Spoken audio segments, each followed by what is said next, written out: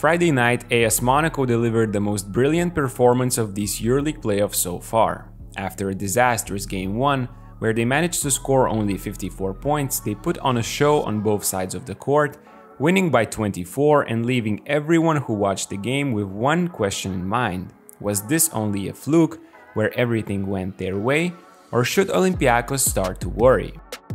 First minutes of Game 2 was like watching the same story all over again. Olympiacos were forcing turnovers just like in Game 1, scoring easy on the break, Mustafa Fall was dominating in the paint against Donatas Motiejunas, and Suliauskas was hitting threes after kickouts from inside. After 8 minutes, the scoreboard showed a 16-6 advantage for Olympiacos, and they seemed to be running away with this one as well. But suddenly it all changed. After this Dorsey layup, Monaco switched the flip and went on to score 90 points in only 32 minutes. So what happened? First of all, Monaco coach Sasha Obradovic made the perfect adjustments after Game 1 loss. Instead of using Brock Modem off the bench at the 4, he went small and had 4 guards playing at the same time, with Lee, James, Andjusic and Bacon on the court together. This decision created situations where Bacon found himself in a closeout against Vezenkov and in a transition mismatch against Printezis. I don't think I need to tell you it's a bad matchup for Olympiacos, even though this shot is not the easiest one to make. Later in the second, Monaco went searching for his isolation magic again with this simple 1-4 pick, knowing that the host will switch and Bacon will be able to just rise over them. American was a major key to their monster second quarter and had 13 points in the first half. Bacon, you know it's going up, and you know he's going to score it. One more new thing Obradovic introduced was the full court pressure. Dante Hall comes to double Suliauskas and manages to get the ball out of his hands. It finishes in the hands of Jean-Charles, who makes a childish mistake of going alone to the rim and turning it over. The second time they do it, McKissick decides to sprint in between two, loses the ball, and Hall detonates a vicious alley-oop jam. Third time, Olympiacos finally fool their opponents and get a wide-open layup, but McKissick somehow misses. This pressure broke Olympiacos' offensive rhythm, which was so crucial in Game 1, where they freely ran their offense and punished Monaco time after time with the same play.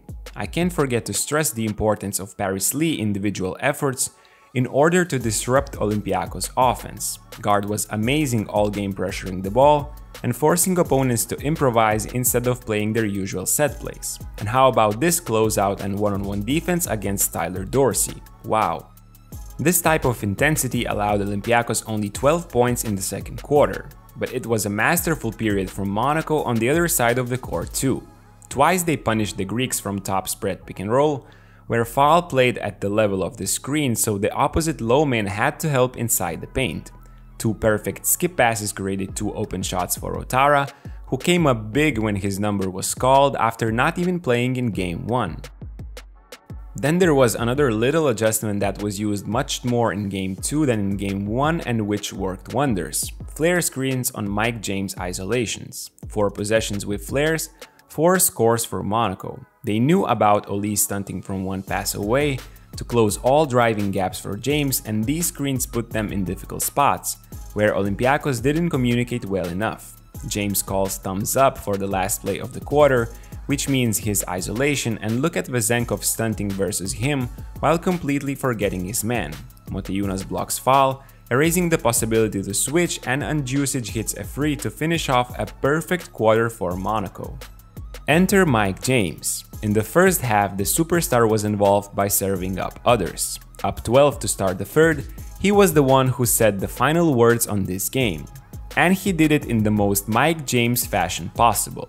First, on a broken play, he rejects a late screen from Motiejunas and sinks a 2-dribble pull-up 3 in Dorsey's face. We all know how little he needs to get hot. After a steal on the defensive side after again disrupting opponent's set play, James pulls up in transition and silences the hostile crowd with a tough 3 that brought Monaco an 18-point lead. Turnovers and back-to-back troubles for Mike James, and you can see what it means to him.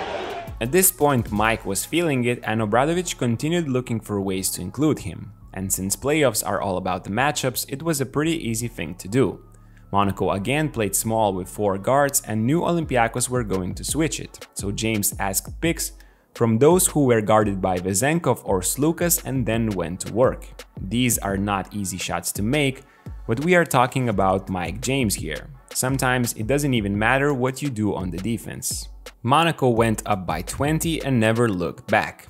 Yes, it's hard to expect James and others to make these shots at such a high rate for the next 2 games. Moreover, Olympiacos missed many open ones and shot only 60% from the charity stripe, so they should be able to bounce back and bring the series back to Piraeus. But the right adjustments are needed now, just like Sasha Obradovic and Monaco showed in Game 2. Do you think Olympiacos will bounce back? Let me know in the comment section down below, and I'll see you in the next video.